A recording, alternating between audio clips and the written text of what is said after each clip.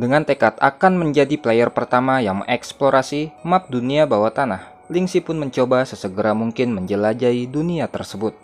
Hingga sampailah ia di suatu area yang merupakan wilayahnya monster Dream Eater. Tanpa ia duga, dirinya melihat seseorang yang ternyata itu adalah Immovable Darklands. Immovable Darklands adalah seorang top player yang diduga juga mengetahui hal tentang kandidat Glorious One.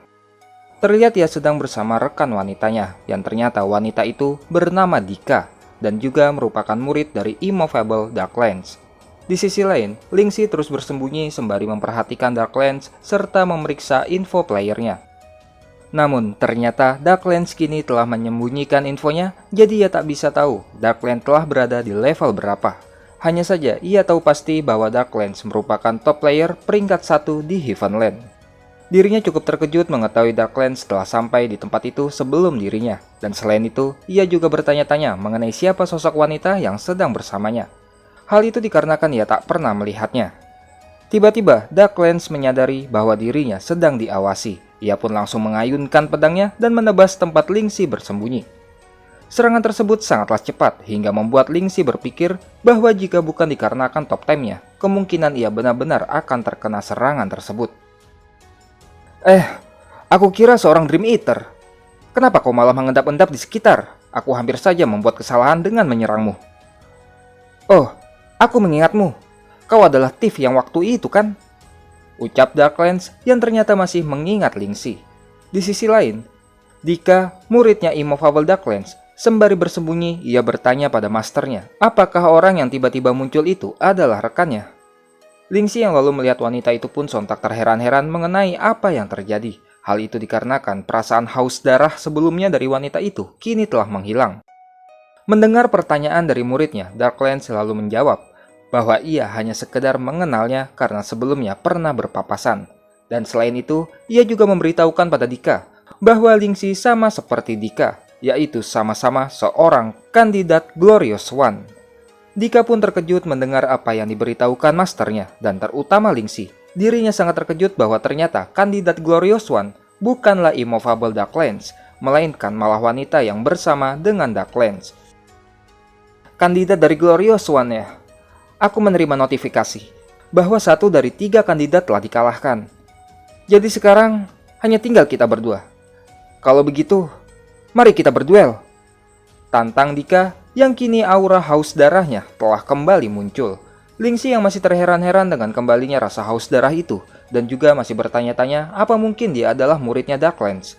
Mengingat wanita itu memanggilnya dengan sebutan master. Tiba-tiba Darklands memberitahukan bahwa Dika itu memang gampang emosi, jadi ia meminta agar Lingxi tidak terlalu memikirkannya. Hanya saja ia juga meminta agar tidak tertipu wajah malu-malunya jika tidak ingin celaka. Hal itu dikarenakan karena Dika memiliki kepribadian ganda. Di saat bertarung, sosok Dika yang pemalu akan berubah sepenuhnya menjadi Dika yang kejam dan berdarah dingin. Tanpa aba-aba, tiba-tiba tendangan Dika sudah berada di hadapannya Lingxi, dan tendangan kuat dari Dika masih sempat Lingxi hindari, akan tetapi Dika langsung mengejarnya. Menggunakan teknik tinju, Force of Nature. Serangan tangan kosong dari tinjunya Dika ternyata memiliki kekuatan yang luar biasa. Lingxi tak terlalu terkejut mengetahuinya, karena itu memanglah suatu hal yang wajar dari muridnya Immovable Darklands. Hei, berhentilah menghindarinya terus. Kalau kau tidak mau menyerahkan kandidatmu, maka hadapi aku dengan benar. Hanya saja, ternyata serangan dari tinjunya ternyata juga bisa digunakan untuk serangan jauh. Lingxi pun kini tak memiliki pilihan lain selain menerima tantangan pertarungan yang tiba-tiba itu. Berturut-turut pukulan tinju Dika berikan, akan tetapi menggunakan top time, Lingxi masih mampu menghindari semua serangannya. Namun, begitu juga sebaliknya. Serangan balasan dari Lingxi ternyata juga masih mampu dihindari Dika menggunakan top time. Di sisi lain, Lingxi, sebaiknya kau tidak meremehkannya. Biar ku beritahu padamu, dia itu memiliki awakening rate 96%. Kalian berdua harus menggunakan kekuatan dari The Badge of the Glorious, karena aku sangat ingin melihatnya. Tutup mulutmu, Pak Tua. Aku tak perlu kekuatan Badge of the Glorious hanya untuk menghadapi orang seperti dia. Ucap Dika yang mana dengan kepribadiannya saat ini, ia tak bisa lagi menunjukkan rasa hormat pada masternya. Hei Tip, aku lebih cocok menyandang gelar The Glorious One ketimbang dirimu. Hah, 96% ya? Aku mendapatkan awakening rate 100%. Kau bahkan tidak cocok untuk menjadi targetku. Targetku adalah mastermu, Immovable Dark Lens, ucap Lingxi yang berhasil menangkap pergerakannya Dika. Akan tetapi, di saat ia akan menyerangnya lagi, tiba-tiba muncul Dark Lens di tengah-tengah mereka dan menghentikan pertarungannya. Apa kau mengatakan bahwa kau memiliki awakening rate 100%? Itu mustahil bagi siapapun untuk mendapatkan Perfect Awaken. Sepertinya kita harus segera bertemu di kehidupan nyata setelah kita logout dari game, Lingxi. Hah? Bertemu di kehidupan nyata? Kenapa memangnya? Sepertinya ada beberapa hal yang masih belum kau ketahui. Aku hanya menarik kesimpulan dari beberapa hal yang kuteliti. Aku tak tahu pasti bagaimana kau melakukannya. Tapi jika kau memang benar-benar berawaken dengan awakening rate 100%, kuharap aku bisa mengobrol denganmu di dunia nyata. Dan Dark Lens pun mengajak Dika untuk segera pergi dan melupakan pertarungannya. Karena jika memang Lingxi benar-benar seorang Perfect Awaken, maka tak akan ada harapan sedikit pun bagi Dika untuk menang. Karena menurut Dark Lens, menjadi seorang Perfect Awaken memiliki artian lebih dari sekedar yang mereka tahu. Lingxi pun menganggap bahwa mereka berdua sangatlah aneh. Hanya saja jika menilai dari ekspresinya Dark Lens, terlihat ia sedang tak bercanda. Dan Lingxi pun kini hanya bisa berpikir bahwa ternyata dirinya masih belum mengerti mengenai menjadi seorang Perfect Awaken serta hal-hal lain yang berkaitan dengannya. Namun, Lingxi tak mau terlalu memikirkannya, karena ia tetap tak akan bisa mengerti, jadi ia akan menunggu saat Dark Lens memberitahukannya. Dan untuk saat ini, yang terpenting untuk dilakukan adalah menyelesaikan apa yang harus ia lakukan di tempat itu. Dengan bermodalkan ingatan dari kehidupan sebelumnya, ia mulai menyusuri dunia bawah tanah untuk menuju tempat yang ia tuju. Dunia bawah tanah memiliki banyak jalan rahasia yang membuat para player kesulitan hanya untuk sekedar menuju ke desa terdekat. Dan singkat cerita, pada akhirnya Lingxi sampai di kota Longyu. Dan kemudian muncul notifikasi yang memberitahukan bahwa Lingxi adalah orang pertama yang menemukan kota bawah tanah tersebut. Di kehidupan sebelumnya, Lingxi baru mendapatkan kualifikasi untuk memasuki dunia bawah tanah setelahnya 2 bulan semenjak update. Jadi ketika sampai di tempat itu, semua sumber daya telah habis terkuras oleh player-player lain. Selain itu, penghuni dunia bawah tanah juga memiliki kebencian alami terhadap orang-orang penghuni dunia permukaan, dan itu masih sama seperti sebelumnya. Hingga sampailah ia di depan suatu gerbang, namun saat ia akan memasukinya, tiba-tiba langkahnya dihentikan oleh makhluk penjaga. Lingxi pun lantas mengatakan bahwa ia datang dengan damai dan memberitahukan bahwa ia hanya sekedar petualang yang sedang mencari misi. Di kehidupan sebelumnya, ketika sampai di tempat itu, tidak terdapat penjaga yang menjaga. Lingxi pun berpikir bahwa kemunculannya itu disebabkan Lingxi adalah orang yang pertama kali tiba di tempat tersebut, dan ia juga yakin bahwa dirinya telah memicu suatu misi. Lalu muncul seorang penghuni dari dalam gerbang. Ia bertanya tujuan kedatangan penghuni permukaan ke tempatnya. Lingxi pun menjelaskan bahwa dirinya hanya sekedar petualang dari permukaan atas, dan kedatangannya ke kota Longyu adalah untuk membantu mengatasi kesulitan yang sedang dihadapi. Penjaga gerbang pun langsung menolak tawaran Lingxi karena baginya manusia hanya sekedar makhluk munafik dan licik. Akan tetapi, tidak bagi orang tua yang baru keluar itu. Orang tua itu adalah NPC yang merupakan guardian dari kota Longyu, bernama Shiba the Witch. Shiba menanyakan kesungguhannya Lingxi, apa benar ia datang untuk membantu kota Longyu?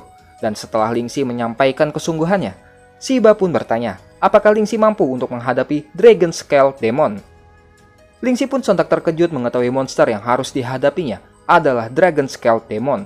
Hal itu dikarenakan ia tahu bahwa itu adalah bos monster mutan tingkat Sovereign yang biasanya muncul di bagian akhir game, dan bos itu biasanya harus dihadapi oleh seluruh guild. Lingxi lalu mencoba mendeskripsikan sosok Dragon Scale Demon serta titik kelemahan dan cara mengalahkannya. Dan setelah mendengar penjelasan panjang lebar dari Lingxi, Shiba yang tak menyangka Lingxi sangat tahu dengan detail tentang Dragon Scale Demon, lantas langsung berlutut di hadapannya Lingxi dan memohon agar Lingxi mau membantunya. Dan Lingxi pun lantas menerimanya karena ia sangat percaya diri dengan pengetahuannya. Asalkan itu bukanlah misi untuk mengatasi player lain, ia pasti akan bisa. Setelah Shiba mengajak Lingxi memasuki gerbang kota, Shiba lalu menceritakan bahwa Dragon Scale Demon tiba-tiba muncul di sebuah gua dekat kota sekitar sebulan yang lalu, dan berdasarkan kesaksian orang-orang yang melihatnya, kondisi perut monster sedang membesar yang menandakan bahwa monster itu sedang hamil. Beberapa orang yang sedang mencari sumber daya di gua tersebut ketika monster itu muncul berakhir dengan sangat mengenaskan, dan jika monster tersebut menolak dipaksa keluar dari kota, maka kemungkinan seluruh penduduk kota Longyu harus dipindahkan demi kepentingan keselamatan mereka. Shiba juga mengatakan bahwa meskipun ia tidak mengetahui kemampuannya Lingxi, namun jika ia berhasil menjalankan misi tersebut, maka seluruh penduduk kota pasti akan sangat berterima kasih. Dan pada akhirnya, sebuah misi yang mana tak pernah ia lihat di kehidupan sebelumnya pun muncul, dan lalu diikuti dengan menghilangnya kepulan kabut di hadapannya, dan kemudian mulai nampak adanya sebuah goa. Misi telah diterima. Shiba pun kembali mengingatkan bahwa monster yang akan dihadapi itu sungguh sangat luar biasa kuat. Namun Lingxi juga telah mengerti bahwa tak peduli mau seberapa kuat monsternya itu, ia sangat yakin bahwa cukup dengan semburan napas monster itu sudah sangat mampu merubahnya menjadi abu. Namun mengingat sudah sebulan yang lalu kondisi monster itu hamil, maka Lingxi yakin akan menemukan cara untuk menghadapi monsternya. Lingxi pun mulai memasuki gua. Ia sangatlah tahu bahwa monster-monster yang berada di dalam gua tersebut semuanya merupakan monster tingkat tinggi. Jadi ia berencana memasuki gua tersebut secara diam-diam dan menghindari konfrontasi secara langsung dengan mereka. Hanya saja setelah dirinya memasuki gua, ia baru tahu bahwa ternyata gua tersebut sangatlah besar. Jadi dipastikan akan memerlukan usaha lebih untuk dapat mengetahui posisi Dragon Scale Demon. Ditambah lagi, visibilitas di dalam gua sangatlah rendah, mengingat jika ia menyalakan cahaya hanya akan menarik perhatian para monster. Jadinya kini ia hanya akan mengandalkan perasaan dan terus menjelajahi gua secara perlahan-lahan. Tiba-tiba ia menemukan monster pertama penghuni gua. Itu adalah Face Reaper dengan level 72. Jika sampai terbunuh oleh monster itu, maka monster itu akan menggunakan senjata di sayapnya untuk merobek wajah korban, yang membuat korban mengalami debuff ketika dibangkitkan kembali. Tak ingin ambil resiko atas kemungkinan buruk yang bisa saja terjadi, Lingxi pun lantas meminum Superior Invisibility Potion.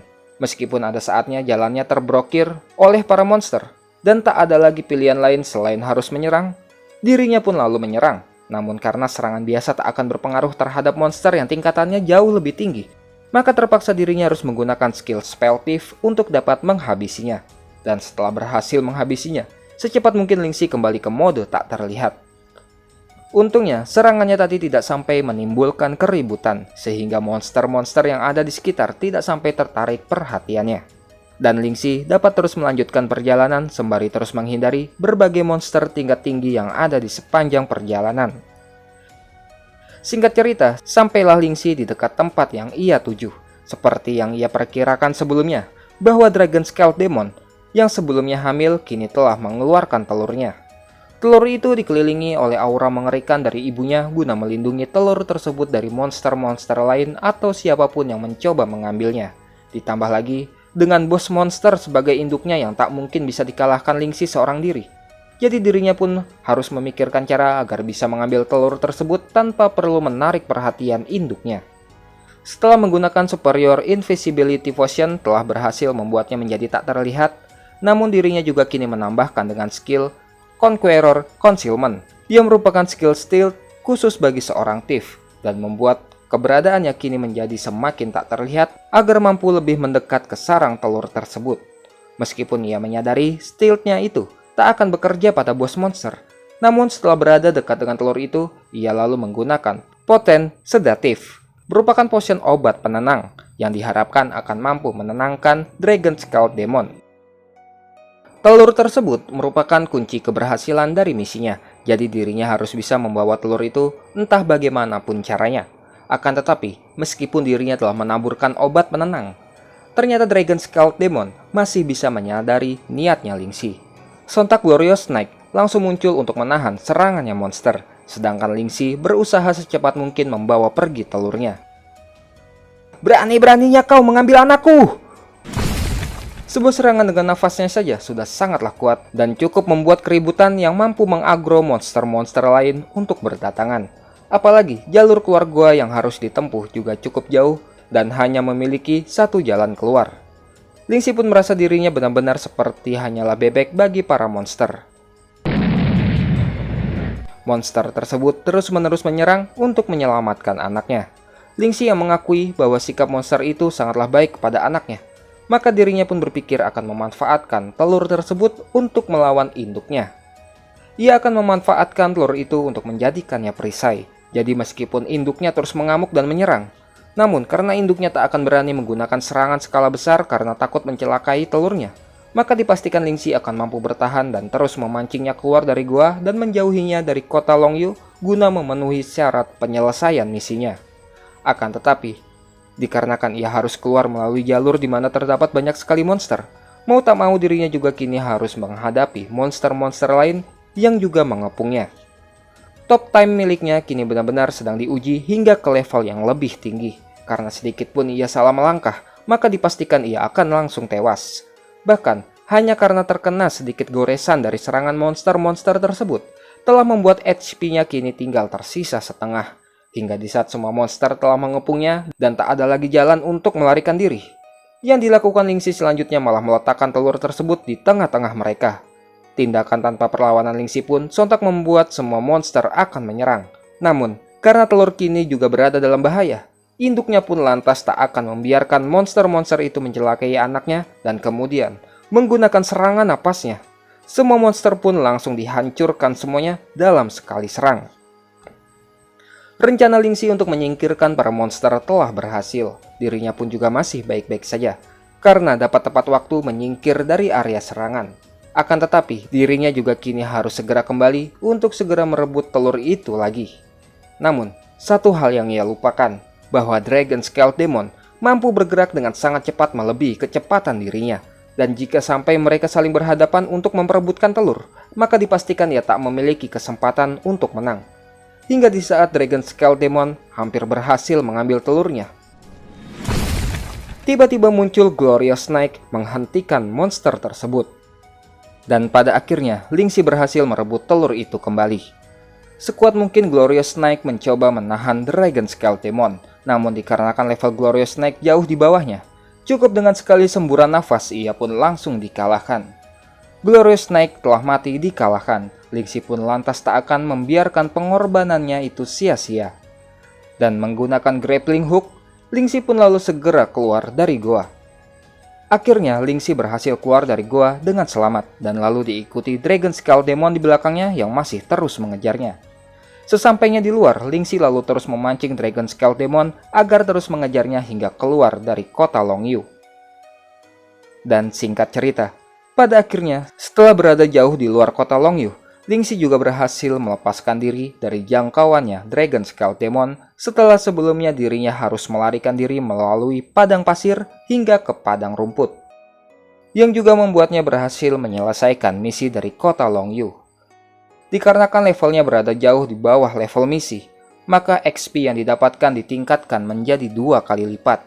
Selain itu, dirinya juga mendapatkan reputasi baik di kota Longyu serta berhak untuk mendapatkan misi yang lainnya, dan juga berhak menggunakan fungsi local trading. Dan dari semua hadiah tersebut, ada satu hadiah yang bagi Lingxi sangatlah istimewa, yaitu ia juga mendapatkan telur Dragon Scale Demon, dan ia bisa meminta informasi dari Shiba the Witch untuk mengetahui informasi lebih lanjut mengenai telur tersebut. Setelah sebelumnya hanya melarikan diri dari kejaran monster, dirinya kini baru menyadari mengenai tempat di mana ia sedang berada sekarang, yang mana ia pergi ke tempat itu dikarenakan ia mencium suatu aroma, yang kemungkinan besar aroma tersebut berasal dari bunga-bunga yang tumbuh di sana. Akan tetapi, di antara hamparan bunga, dirinya pun lalu juga dikejutkan oleh kemunculan monster humanoid berlevel 90.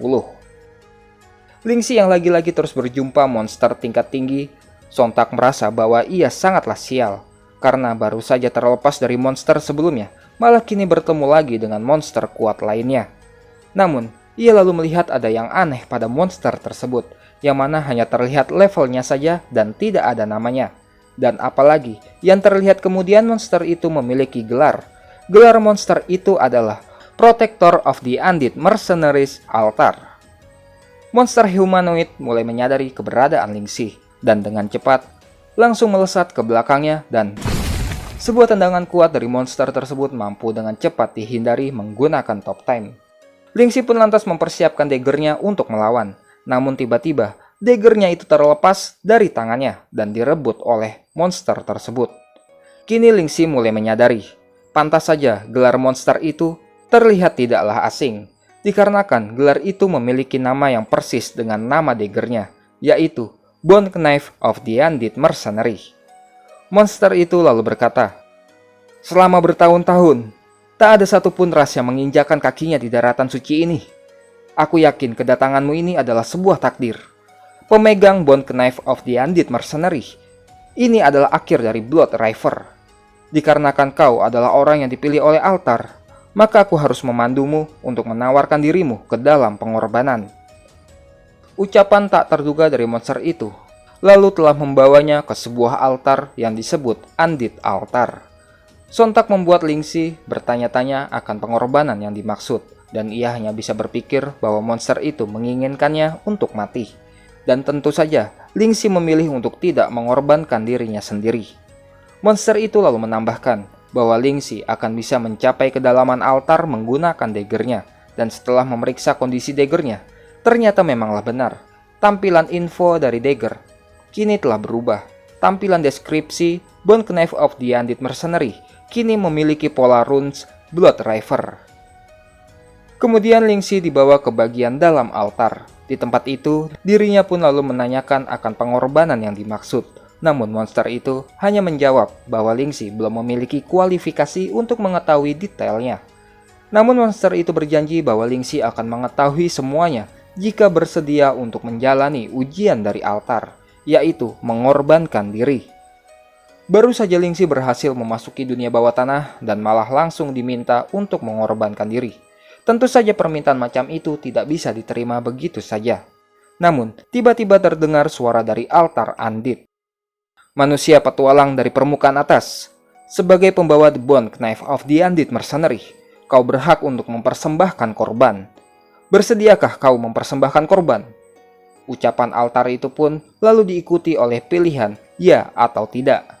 Dikarenakan ia belum tahu pasti akan pengorbanan yang dimaksud dan tidak mau mengambil resiko atas hal tersebut, dirinya pun berencana memilih tidak. Namun, monster protektor lalu memperingatkannya bahwa jika Lingxi menolak, maka protektor akan mengambil hak kepemilikan dari daggernya dan mencabut hak untuk pengorbanan dari Lingxi. Jika harus bertarung dengan protektor yang berada di level 90, dipastikan dengan mudah Lingxi akan terbunuh. Ditambah lagi dengan sebuah misi yang tak dapat ia mengerti, membuat Lingxi merasa bahwa itu hanyalah misi yang dipaksakan padanya. Merasa tak memiliki pilihan lain atas misi yang dipaksakan untuknya itu, dengan terpaksa Lingxi menyetujui misinya. Dan kemudian muncullah informasi misi yang harus dilakukan. Misinya adalah dalam waktu 1 bulan, ia harus mempersembahkan jantung tipe naga dengan tingkat sovereign, jantung tipe demon dengan tingkat sovereign, dan terakhir jantung tipe manusia dengan tingkat sovereign. Ketiga jantung itu minimal harus berlevel 85. Misi dari altar telah diberikan. Protektor memperingatkan bahwa Lingxi harus bisa menyelesaikannya tepat waktu.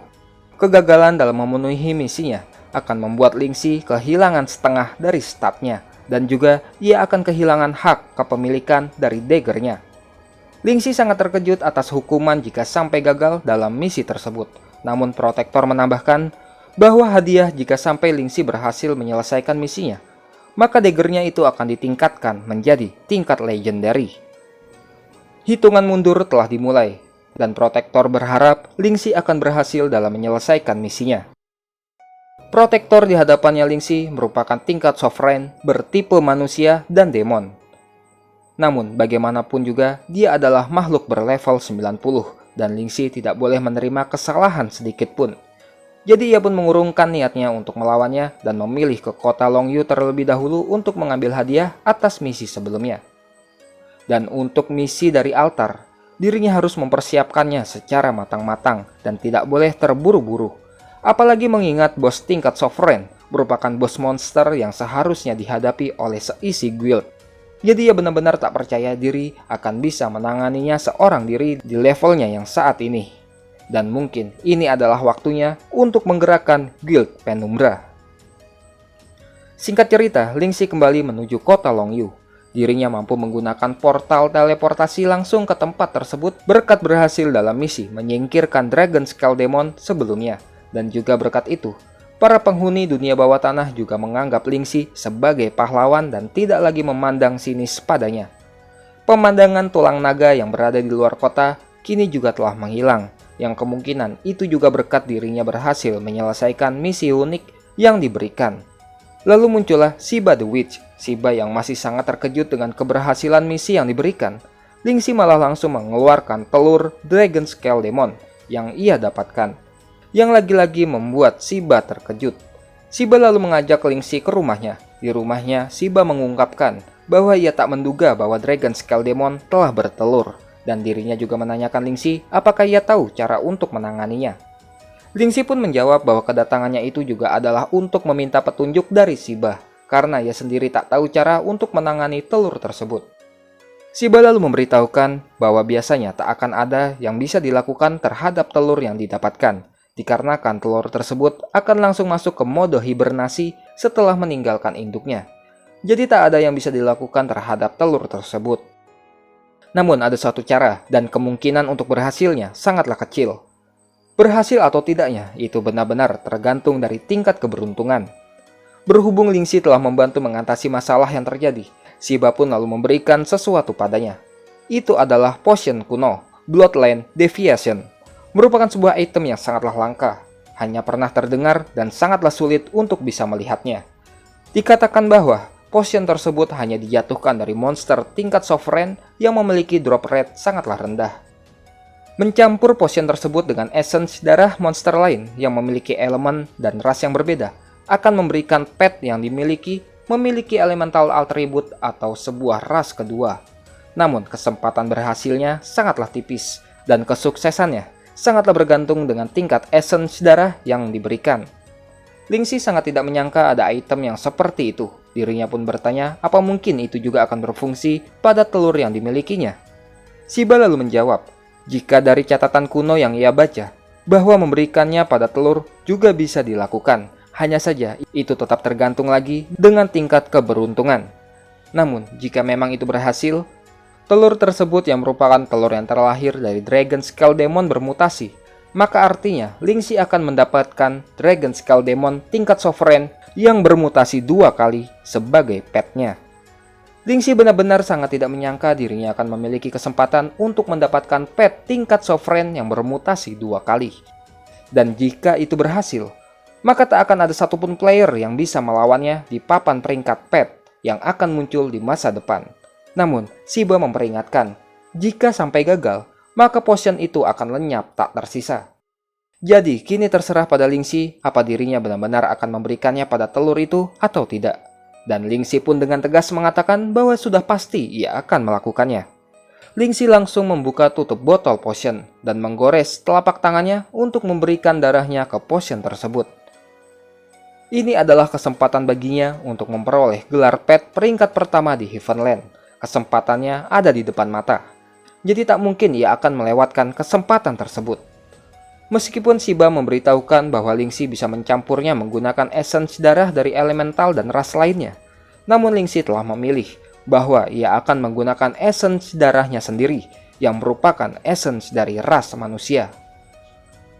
Potion bercampur dengan darah miliknya telah dituangkan pada telur tersebut, dan ia masih menunggu akan perubahan yang terjadi pada telur tersebut. Namun, setelah sekian lama menunggu, ternyata tidak terjadi reaksi apa-apa pada telur itu, dan Lingxi pun hanya bisa bertanya-tanya apa mungkin ia telah gagal. Berhubung dirinya masih belum bisa mengerti, ia pun lantas menyampingkan hal itu terlebih dahulu dan memikirkannya lagi nanti. Karena saat ini ia juga telah memiliki akses trading di kota Longyu dan akan memulai perdagangannya di dunia bawah tanah. Equipment yang dibeli di kota itu memiliki stats yang cukup layak. Ia akan menggunakan equipment dari dunia bawah tanah untuk diperdagangkan dan mendapatkan banyak item untuk diberikan ke guild. Karena untuk saat ini, baru dirinya sajalah yang saat ini bisa melakukan perdagangan macam itu. Dan sebelum pergi, ia juga pergi menuju toko summon, karena ada suatu hal yang perlu ia ketahui. Di dalam toko, Lingxi bertanya mengenai cara menghidupkan kembali makhluk summon, dan penjual itu menjawab bahwa makhluk summon bisa dihidupkan kembali menggunakan sesuatu yang disebut Soul Stone. Sebelumnya, Glorious Knight telah mati setelah menolong Lingxi dari serangan Dragon Scale Demon, dan untungnya ia akan bisa menghidupkannya kembali menggunakan Soul Stone yang bisa didapatkan dengan mudah di toko. Dirinya selalu mengira bahwa Glorious Knight benar-benar memiliki kecerdasan tinggi dan bahkan juga terlihat seperti memiliki perasaan. Jadi Ling Si pun merasa harus segera menghidupkannya kembali.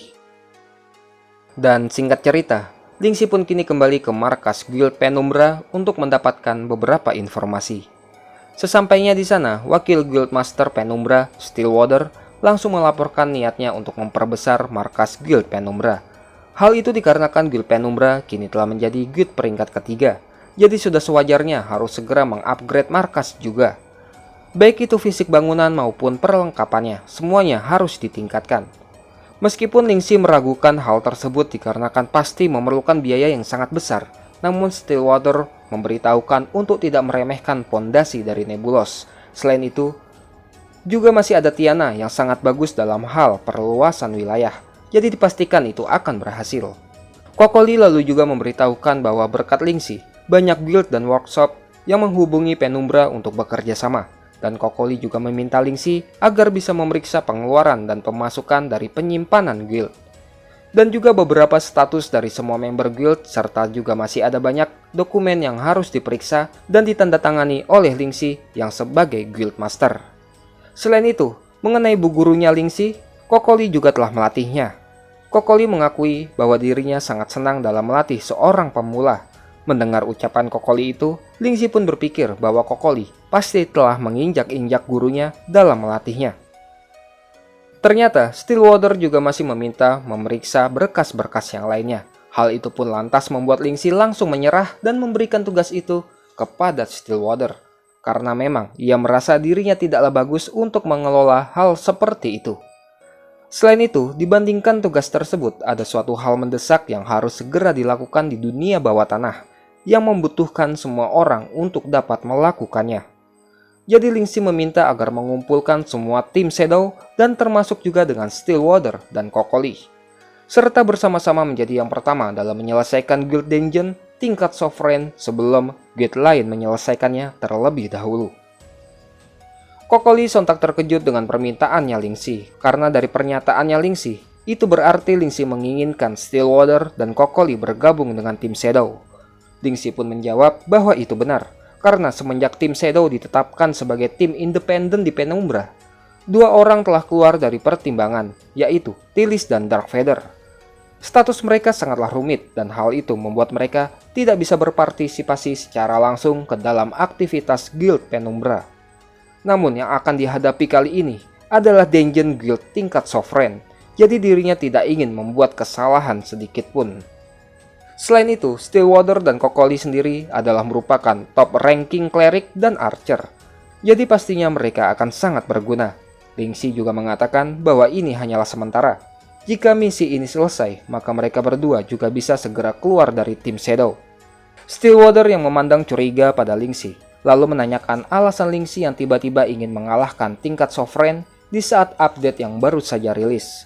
Dan Ling Si pun memberitahukan mereka mengenai misi solo yang baru saja ia terima. Singkatnya, saat ini ia dalam keadaan terdesak dikarenakan harus mendapatkan 3 jantung dari 3 ras berbeda dengan tingkat Sovereign. Dan jika gagal mendapatkannya, maka seluruh statnya akan menurun sebanyak setengahnya. Jadi dirinya benar-benar sedang berada dalam posisi yang terdesak. Keadaan tersebut memang mereka berdua anggap sangatlah sulit. Tapi Stillwater masih merasa bahwa seperti sebelum-sebelumnya, ia menganggap bahwa Ling Si pasti memiliki strategi untuk penyelesaiannya. Namun ternyata, Ling Si mengatakan bahwa ia masih sangat kekurangan informasi. Jadi dirinya pun belum memiliki strategi yang cukup akurat untuk menyelesaikannya.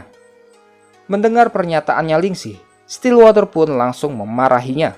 Sebagai Guildmaster yang merupakan sosok utama di dalam guild, seharusnya Ling Si lebih berhati-hati lagi terhadap misi yang ia sendiri tidak yakin mampu menyelesaikannya. Apalagi mengingat konsekuensi kegagalannya sangatlah berat. Jika seorang pilar dari Guild Penumbra sampai kehilangan setengah statnya, maka akan berakibat buruk terhadap semua member guild. Dari perspektif pemain, mungkin itu tidaklah salah untuk bisa mendapatkan equipment yang lebih baik.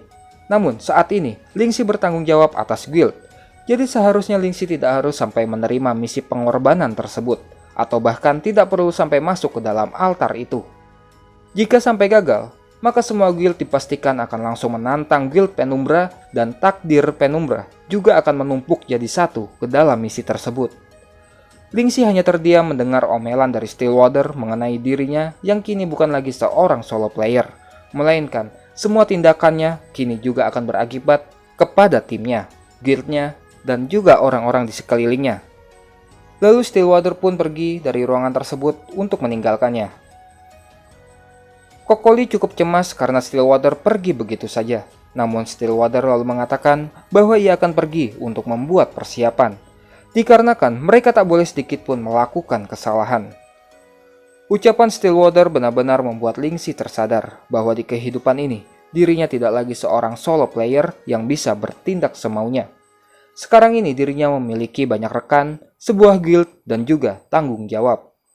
Dan singkat cerita, setelah keluar dari game, Lingxi terus mencari informasi mengenai hal-hal yang berkaitan dengan misinya.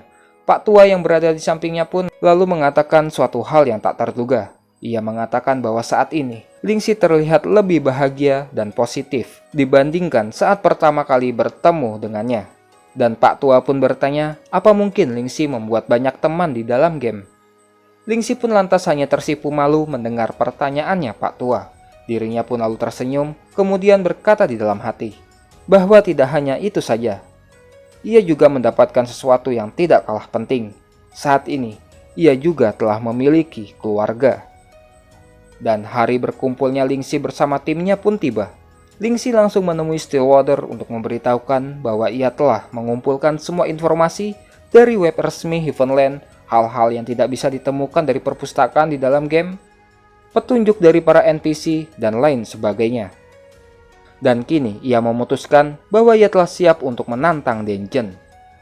Ia juga meminta Stillwater agar percaya padanya bahwa ia akan menerima semua konsekuensi atas keputusan tidak bijaksananya karena telah menerima misi tersebut, dan tak akan melakukan misi tersebut tanpa adanya persiapan. Stillwater kini dapat melihat informasi mengenai Lingxi yang selama ini disembunyikan. Dan Stillwater mengakui bahwa Lingxi memiliki equipment yang sangatlah bagus, dan dirinya juga tak perlu melihat seluruh informasi yang diberikan Lingxi. Karena dari equipment tingkat tinggi itu, Stillwater sudah mengerti pastinya Lingxi telah berjuang sangat keras dalam mengumpulkan informasi. Dan sembari tersenyum, Stillwater berharap Lingxi tidak masuk ke dalam dungeon sembari merangkak. Karena terlihat sekali dari mata pandanya, Lingxi sampai kurang tidur hanya untuk mengumpulkan informasi-informasi tersebut. Tiba-tiba ada seseorang memanggil, Kalian semua, apa yang kalian lakukan di sini? Saudara Lingxi, kami telah mendengar tentang misi paksaan yang kamu terima. Aku tak peduli jika mereka menginginkan 3, 10, atau 100 jantung sekalipun. Kami akan membantumu mendapatkan mereka. Ucap Little Ryuko yang datang bersama dengan Tiana, Narlo, Tilis, dan Dark Feather. Kokoli memberitahukan bahwa Stillwater telah mengetahui bahwa Lingxi pasti tak memiliki waktu untuk mempersiapkan strategi. Jadi ia meminta kepada semua orang agar bersiap kapanpun. Kokoli juga memberitahukan bahwa semua orang telah merubah jadwal mereka agar bisa turut membantu Lingxi. Karena mereka tahu bahwa tidaklah mudah untuk mendapatkan 3 jantung hanya dalam waktu 1 bulan. Lingxi, coba kau lihat di tim interface. Kau terlalu sibuk sampai tidak sempat memeriksa pesan tim sama sekali. Aku telah menambahkan Kokoli dan diriku sendiri ke dalam tim, ucap Stillwater. Bagus sekali. Terima kasih, Stillwater. Aku bahkan semakin percaya diri akan bisa menyelesaikan misinya sekarang. Ini benar-benar membuat tim kita menuju ke level selanjutnya. Di samping itu, nama Penumbra juga akan menjadi semakin lebih baik. Aku percaya padamu, Lingxi. Seperti halnya aku percaya bahwa kamu akan bisa membawa Penumbra ke puncak yang lebih tinggi. Master, kenapa kau tidak segera memberitahukan budak setiamu ini bahwa kau menerima misi paksaan? Aku bisa memberikan bahuku untuk meringankan bebanmu. Akhirnya aku bisa menyerang dungeon bersama dengan saudari Lingxi lagi. Hei Lingxi, aku telah menolak semua perintah dari workshop hanya untuk datang membantumu. Kau lebih baik membawa kami ke dungeon yang menyenangkan. Selain kedatangan semua rekan-rekannya, juga ada beberapa gerobak berisikan sumber daya serta logistik di dalamnya. yang ternyata wakil Guildmaster Stillwater mengerahkan seluruh anggota guild untuk mengumpulkan logistik tersebut. Karena dalam penyerangan dungeon besar-besaran kali ini akan membutuhkan banyak sekali logistik. Jadi Tiana pun meminta Lingxi agar dapat melakukan yang terbaik. Saat ini, semuanya telah sangat berbeda dibandingkan kehidupan sebelumnya, yang mana ia harus bertarung seorang diri. Kali ini dirinya membawa beban ekspektasi dan harapan semua orang. Dan itu semua ia jadikan sebagai motivasi dan pastinya ia akan kembali dengan membawa kemenangan. Ayo tim Shadow, ini waktunya untuk menjatuhkan Guild Dungeon, The Howling Mad King. Tempat lalu berpindah ke Guild nomor 1, Thousand Autumns. Kabar mengenai Guild Penumbra akan menyerang The Howling Mad King Dungeon telah tersebar. Thousand Autumns sendiri cukup terkejut Penumbra berani menantang dungeon tersebut, yang mana bos dungeonnya berada di tingkat Sovereign. Yang bahkan Thousand Autumns sendiri belum yakin akan mampu mengalahkannya. Namun, mengingat dungeon tersebut bukanlah private dungeon, jadi memungkinkan siapapun untuk bisa memasukinya juga. Ketua Guild Thousand Autumns pun memberikan perintah kepada Whitebone Templars dan Tabazengo. Kalian berdua, pergilah ke sana dan bersenang-senanglah. Berdasarkan ramalanku, telah muncul sebuah wahyu yang mengatakan bahwa mereka memiliki kesempatan besar untuk memenangkannya. Dan sepertinya, si Lingxi itu akan menjadi seseorang yang dapat mengganggu. Aku tak menyukai ramalan ini. Jadi, pergilah dan rubahlah takdir ini. Mereka harus dikalahkan. Sebuah misi paksaan yang diterima Lingxi membuat Lingxi harus mengerahkan seluruh anggota Guild Penumbra dan tim Shadow untuk turut membantunya. Ditambah lagi dengan hadiah peningkatan The Bone Knife of the Undead Mercenary yang akan meningkat menjadi tingkat legendary, yang pastinya akan membuat Lingxi menjadi semakin jauh lebih kuat.